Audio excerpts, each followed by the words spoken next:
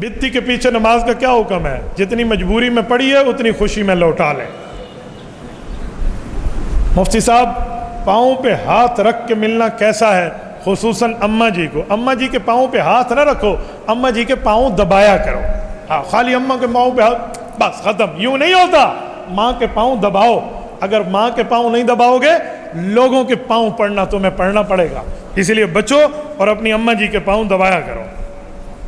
مفتی صاحب علماء کو اجازت حدیث فراہمت کر دیں۔ اجازت حدیث کے شرائط ہوتے ہیں، ایسی تھوڑی ہوتا ہے۔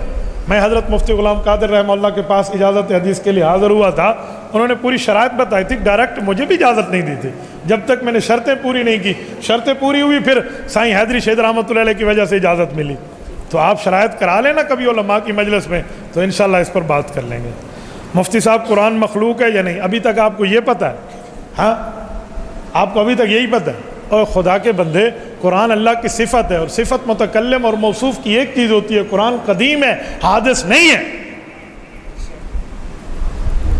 مفتی صاحب لوگ کہتے ہیں آپ نے فرمایا کسی عورت کا بدلہ دے کر اس کے ساتھ ہم بستری کر لیں زنا ہے، یہ درست نہیں ہے، لعنت اللہ علی الکاذبین۔ میں نے نہ کہا ہے نہ میں کہتا ہوں۔